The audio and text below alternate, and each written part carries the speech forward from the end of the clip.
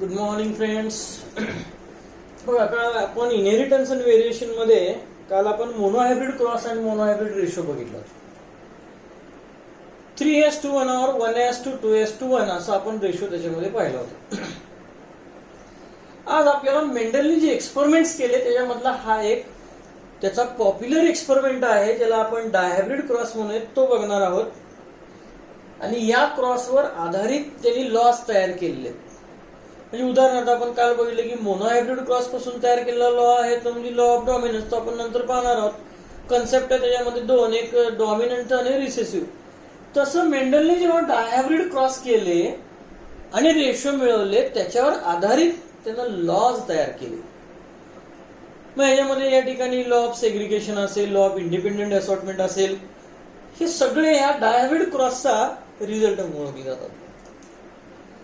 मग आता या ठिकाणी बघूया की what is mean by dihybrid cross. पुन्हा लक्षात घ्या, डायचा अर्थ आहे दोन. मग डायहायब्रिड क्रॉस म्हणजे काय? It is the cross between two contrasting pairs of character of two pure line parent. म्हणजे इथं आपण काय करणार आहोत, दोन कॉन्ट्रास्टिंग कॅरेक्टर जे आहेत त्या कॉन्ट्रास्टिंग कॅरेक्टरचा आपण इथं क्रॉस घेणार आहोत. हे कॉन्ट्रास्टिंग कॅरेक्टर असणारे पेरेंट हे प्युअर लाईन असतात. म्हणजे या प्युअर लाईन पेरेंट मध्ये दोन दोन कॉन्ट्रास्टिंग कॅरेक्टर असणार आहेत. याच्यामध्ये आपण क्रॉस घेणार आहोत आणि या क्रॉसला म्हणलं जातं डायहायब्रिड क्रॉस. आणि मग हा क्रॉस घेतल्यानंतर F1 येईल, F1 पासून F2 येईल आणि F2 मध्ये जो रेशो येणार आहे त्याला म्हणायचं डायहायब्रिड रेशो. सो डायहायब्रिड क्रॉस म्हणजे काय? It is the cross between to pure line parent with to contrasting character. म्हणजे इथे आपण दोन पेरेंट असे घेणार आहोत की त्याच्यामध्ये दोन कॉन्ट्रास्टिंग कॅरेक्टरचा आपण विचार करणार आहोत आणि या क्रॉसला म्हणलं जातं डायहायब्रिड क्रॉस. आता हा डायहायब्रिड क्रॉस जो आहे तो आपण एका एक्झाम्पलच्या सहाय्याने बघूयात. पॉप्युलर एक्झाम्पल मेंडलनी जे वापरलं किंवा युजली जे सांगितलं ते म्हणजे काय? तर फॉर एक्झाम्पल आपण असा विचार करूयात की एक प्लांट टॉल आहे आणि त्याला राऊंड सीड येत आहेत. दुसरं प्लांट असं आहे की त्याची उंची कमी आहे, म्हणजे डॉर्फ प्लांट आहे आणि रिंकल्ड प्रकारचे सीड्स त्याच्यामध्ये आहेत. आता इथे लक्ष द्या इकडे की इथे आपण दोन प्लांट्स घेतलेले आहेत. एका प्लांटचं वैशिष्ट्य असं आहे की त्याची उंची जास्त आहे आणि उंची जास्त असून त्याच्या शेंगेमध्ये येणारे जे बी आहेत ते राऊंड आहेत. दुसरं प्लांट असं घेतलेलं आहे त्याची उंची कमी आहे आणि त्याला येणारे जे सीड्स आहेत ते रिंकल्ड या कॅटेगरीचे आहेत. मेंडलने अशा प्रकारचे दोन प्लांट घेतले. आता हे जे दोन प्लांट्स आहेत हे प्युअर लाईन आहेत, पण मेंडलने प्युअर लाईन पेरेंट या पद्धतीने सिलेक्ट केले. जसे आपण काल पाहिले होते, 3 जनरेशन चेक केल्या, याचे कॅरेक्टर बदलतात का, याचे कॅरेक्टर बदलतात का, आणि मग फायनलाइज केलं की हा एक पेरेंट असू शकेल हा एक पेरेंट आहे. म्हणजे मेंडलने इथे दोन कॅरेक्टरचा विचार केला. पहिला कॅरेक्टर आहे हाईट, टॉल आणि डॉर्फ, आणि दुसरा आहे शेप ऑफ सीड, राऊंड आणि रिंकल्ड. म्हणजे इथं हाईट आणि शेप अशा दोन कॅरेक्टरचा क्रॉस आहे, म्हणून याला म्हणायचं डायहायब्रिड क्रॉस. हे जर प्युअर लाईन प्लांट असेल तर टॉल आपण नेहमी दाखवतो कसा, 2 कॅपिटल टी. राऊंडला साठी लेटर आपण धरूया 2 कॅपिटल आर. डॉर्फ साठी आलं 2 स्मॉल टी आणि 2 स्मॉल आर. याला आपण म्हणूया जीनोटाइप. आता पुन्हा विचार करा, हे समजा मेल प्लांट असेल तर हे फिमेल प्लांट झालं. मग मेल आणि फिमेल ठरवायचं कसं असतं ते आपण काल बघितलं इमॅस्क्युलेशननी. बायसेक्शुअल फ्लॉवर मधले ज्या बायसेक्शुअल फ्लॉवर मधले अँथर रिमूव्ह केले जातात तो बायसेक्स फिमेल झालेला असतो आणि दॅट इज फिमेल. मग उरलेला आपोआप मेल असणार आहे. मग मेंडलनी काय केलं, मेल प्लांटचे पोलन ग्रेन घेतले, हाताने डस्ट केले फिमेल प्लांटवर, हे झालं मेल आणि female plant. That is emasculation. मग मेल प्लांट असेल तर गॅमेट पडतील. याचे गॅमेट असणार आहे टी आर आणि याचे गॅमेट असणार आहेत स्मॉल टी आणि स्मॉल आर. याला आपण म्हणूया गॅमेट. युजली प्रोसेसमध्ये काय होतं, मेल गॅमेट आणि फिमेल गॅमेट फ्यूज होतात, पॉलिनेशन होतं, फर्टिलायझेशन होतं, झायगोट एम्ब्रिओ सीड फॉर्मेशन होतं आणि तयार होते F1. F1 कशी तयार झाली, तर या प्लॅन्टचे पोलन ग्रेन याच्यावर पडले असतील किंवा याचे पोलन ग्रेन याच्यावर पडले असतील. पोलन ग्रेन पासून मेल गॅमेट तयार होतात, तिथं ऑलरेडी फिमेल गॅमेट असतील, मेल आणि फिमेल गॅमेट मध्ये फर्टिलायझेशन होईल, झायगोट एम्ब्रिओ सीड फॉर्मेशन, ते सीड त्याला मेंडलनी गोळा केले, जमिनीवर लावले आणि ती तयार झालेली F1 जनरेशन. त्याला काय दिसलं, सगळेचे सगळे F1 प्लांट जे आहेत हे टॉल आणि राऊंड सापडले.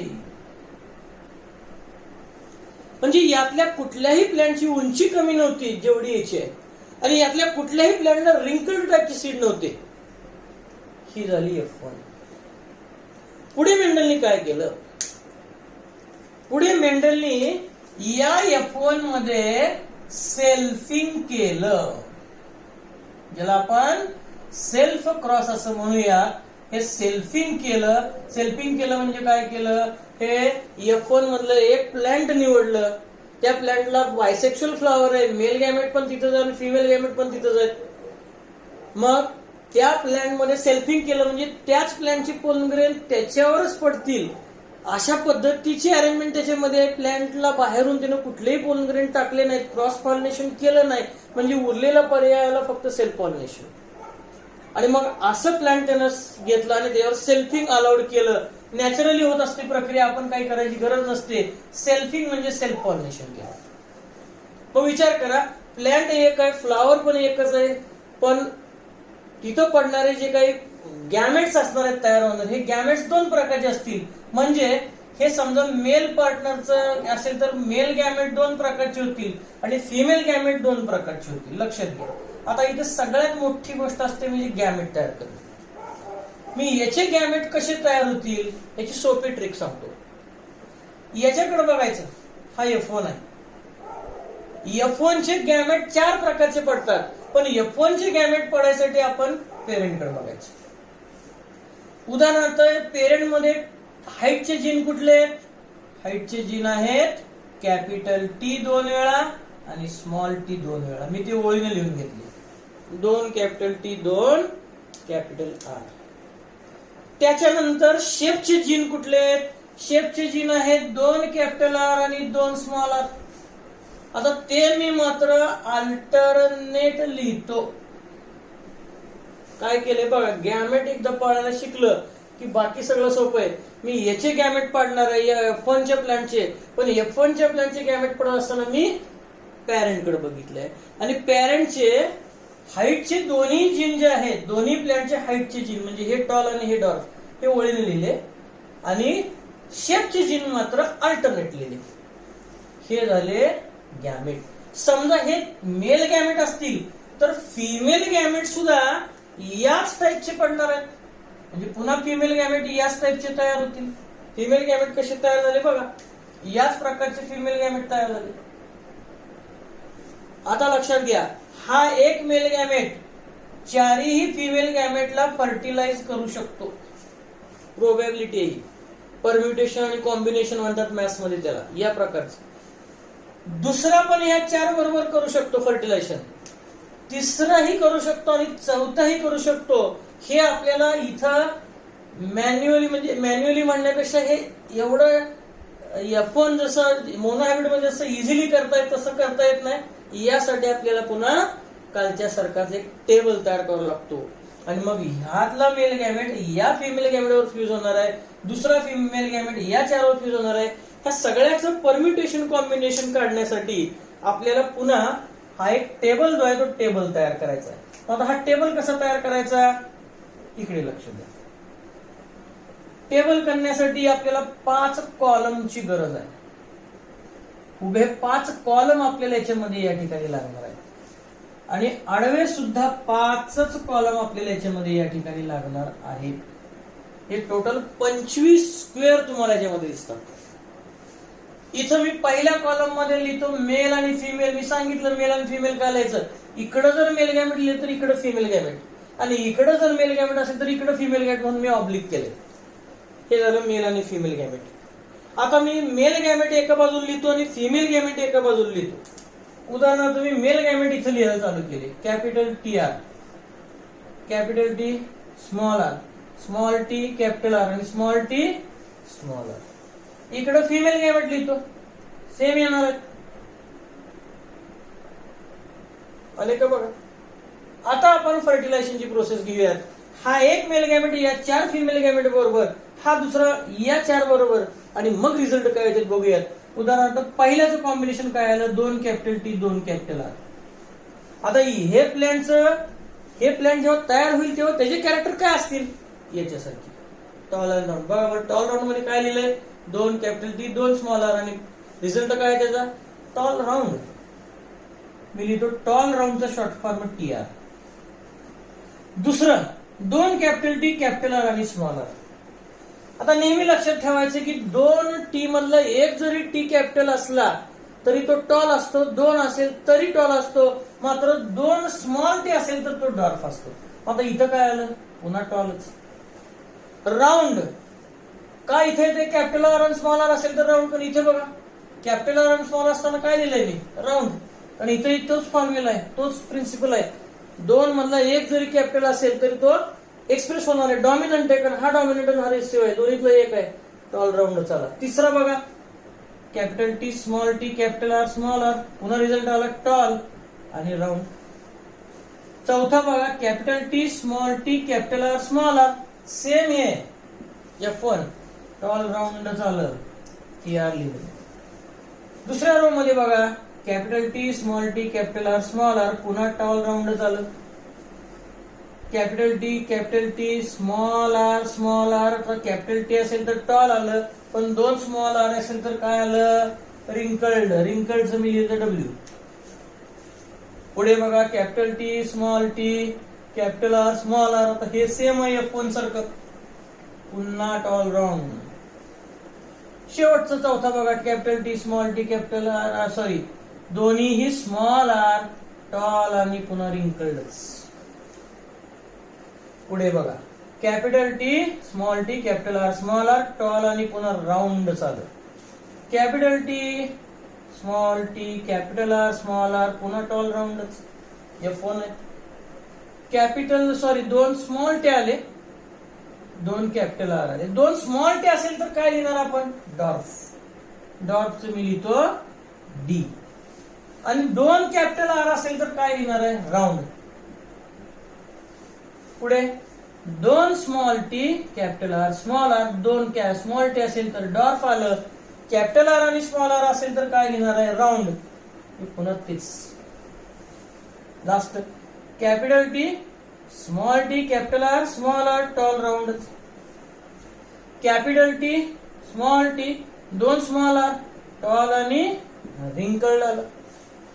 2 small T capital R small R, dwarf round आलं. आणि शेवटचे सगळे स्मॉल आले म्हणजे पुन्हा आला डॉर्फ आणि रिंकल्ड.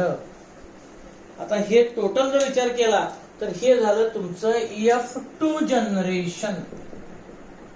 तुम्ही याला F2 म्हणू शकता, कारण हे F1च्या सेल्फिंगने तयार केलं. पुढची पिढी 16 ऑफस्प्रिंग आपल्याला दिसतात, 16. आता 16 मध्ये रेशो किती होतोय बघा. मी फक्त टॉल रेडला अंडरलाईन करत जातो किंवा गोल करतो, tall round tall round tall round tall round. इथे एक टॉल राऊंड आहे, इथे एक टॉल राऊंड आहे, इथे एक टॉल राऊंड आहे, इथे एक टॉल राऊंड आहे, इथे एक टॉल राऊंड आहे. आता टॉल राऊंडची संख्या फक्त मोजूयात, 4 आणि 2 6 आणि 3 9, म्हणजे टॉल राऊंड असेल तर संख्या आली 9. आता पुढे जाऊयात, टॉल आणि रिंकल्डचा विचार करूया. टॉल आणि रिंकल्डला मी लाल अंडरलाईन करतो किंवा गोल करतो. टॉल रिंकल्ड 2 आणि टॉल रिंकल्ड किती आले, टॉल रिंकल्डचा आला 3. पुढे डॉर्फ आणि रेड आहे, त्या डॉर्फ रेडला मी ग्रीननी राऊंड करतो, 1 2 आणि 3, म्हणजे डॉर्फ आणि रेडचे आले 3. आणि आता ह्यातलं राहिलाय कोण, तर एकच राहिलाय, डॉर्फ आणि रिंकल्ड, आणि तो आहे 1. म्हणजे या 16 मध्ये रेशो काय आला, 9:3:3:1. आणि या रेशोला म्हणतात डायहायब्रिड फिनोटायपिक रेशो या 9:3:3:1 ला म्हणलं जातं डायहायब्रिड फिनोटायपिक रेशो. हा नेहमी 9:3:3:1 नीट ऑब्झर्व करा. ह्या 9:3:3:1 मधले हे 9 आणि हा एक ओरिजिनल पेरेंट सारखे आहेत, पण हे मध्ये तयार झालेले हे जे दोन आहेत हे या दोघांचं कॉम्बिनेशन आहे. म्हणजे एका पेरेंटचं एक गुणधर्म तर दुसऱ्याचं एक. म्हणजे उदाहरणार्थ टॉल हा पहिल्या पेरेंटचा आला तर रिंकल्ड हा दुसऱ्याचा आला. इथे असंच आहे. डॉर्फ हा दुसऱ्या पेरेंटचा आला तर राऊंड हा पहिल्या पेरेंटचा आला. हे झालं पेरेंटल कॉम्बिनेशन. आणि हे जसे प्युअर लाईन पेरेंट. आणि या रेशोला म्हणलं जातं डायहायब्रिड रेशो. हा नेहमी असतो 9:3:3:1. इथं तुम्हाला 16 ऑफस्प्रिंग दिसणार आहेत. इथं जिनोटायपिक रेशो पण असतो 1:2, 2:2, 2:4:2, 2:1, असं जवळपास 9 अक्षराचा तो आहे. एवढं आपल्याला जास्त नाही. फक्त तुम्ही लक्षात ठेवा की डायहायब्रिड क्रॉस अँड रेशो जेव्हा दोन पेरेंट मधला आपण क्रॉस घेतलाय, पण दोन पेरेंट दोन कॅरेक्टर साठी घेतलेले. हा हाईट आणि शेप, हा पण हाईट आणि शेप, म्हणजे दोन कॅरेक्टरचा क्रॉस घेतला त्याला म्हणा डायहायब्रिड क्रॉस. आणि या दोन कॅरेक्टरच्या क्रॉस मधनं जो रेशो F2 मध्ये येणार आहे त्याला म्हणायचं डायहायब्रिड रेशो. तो येतो 9:3:3:1. तर या प्रकारचं या ठिकाणी मेंडलने एक्सपेरिमेंट केला आणि त्याच्या असं लक्षात आलं की कॅरेक्टर हे सेपरेट होतात. म्हणजे कायमस्वरूपी हेच दोन आणि हेच दोन बांधलेत का बघा नीट. 9 आणि 1 हे या प्रकारचे, पण हे मधले हे कॉम्बिनेशन तयार झालेत. म्हणजे याचा अर्थ असा आहे की टॉल आणि राऊंड कायम बांधलेले नाहीत आणि डॉर्फ आणि रिंकल्ड पण बांधलेले नाहीत. टॉल हा रिंकल्ड बरोबर पण जाऊ शकतो आणि डॉर्फ हा राऊंड बरोबर पण येऊ शकतो. कॅरेक्टर सेपरेट होतात. मेंडलचे जे 3 लॉज आहेत त्याच्यामधला हा जो तिसरा लॉ सांगितला जातो तोच युनिव्हर्सल ऍक्सेप्टेड आहे. म्हणजे कॅरेक्टर सेपरेट किंवा सॅग्रिगेट होतात आणि ते या लॉने प्रूव्ह होतं 9:3:3:1. ह्याच्यामधला हा जो 3 आणि 3 मधला जो आहे हे नवीन तयार होतात. हे मात्र जुन्या म्हणजे पेरेंटच सारखे असतात. याला म्हणायचं dihybrid cross and ratio. So this is the Mendel's second kind of experiment. पण मेंडलनी tall, round and dwarf wrinkle घेतलं. पुढं त्यानं अजून एक एक्सपेरिमेंट करून बघितला. उदाहरणार्थ ग्रीन पॉड असणार आणि इन्फ्लेटेड सीड आणि येलो आणि कॉन्स्ट्रिक्टेड पॉड असाही क्रॉस करून बघितला. असे 2 कॅरेक्टरचे क्रॉस घेतले. त्याच्या लक्षात असं आलं की रेशो बदलत नाही. रेशो किती आहे 9:3:3:1. थोडक्यात तुम्ही ह्याचा जर नीट विचार केला 9:3:3:1 हे कसं आलेलं आहे. थोडक्यात असं सांगितलं जातं की 2दा मोनोहायब्रिड क्रॉसचा जर क्रॉस घेतला तर तो डायहायब्रिड क्रॉस सारखा येतो. बघा ते 2 मोनोहायब्रिड क्रॉस रिझल्ट्स इनटू 1 डायहायब्रिड. 3:1 आणि 3:1 याला फक्त मी गुणाकार करतो. या 3 ने याला गुणलं 3 त्रिक 9. या 3 ने 1 ला गुणलं 3. या 1 ने 3 ला गुणलं 3 आणि या 1 ने 1 ला गुणलं 1. म्हणजे 2दा मोनोहायब्रिड केला की एकदा डायहायब्रिड येणार आहे. याला म्हणायचं फिनोटायपिक रेशो 9:3:3:1. मोनोहायब्रिड रेशो असतो 3:1 आणि डायहायब्रिड रेशो म्हणजे 2दा आला म्हणून या दोघांचा गुणाकार आला 9:3:3:1. याला म्हणायचं डायहायब्रिड क्रॉस अँड डायहायब्रिड रेशो. असे 16 ऑफस्प्रिंग ह्याच्यामध्ये येतात. ह्याला पुनिट स्क्वेअर आपण असं म्हणतो. फक्त ह्याच्यामध्ये सगळ्यात महत्त्वाचं चूक कुठं होते, गॅमेट तयार करताना चूक होते. इथं बघून गॅमेट तयार करायचं म्हणलं तर चुकतं. म्हणून गॅमेट तयार करायचं F1 पासून F2 तयार असताना गॅमेट पेरेंटकडे बघायचं आणि ओळी सगळे एकदा मी सगळ्याची ओळी लिहिली तर पुन्हा अल्टरनेट लिहिली. ही जर सोपी ट्रिक लक्षात ठेवली तर गॅमेट काढणं फार सोपं आहे. So that is the dihybrid cross and ratio. Thank you.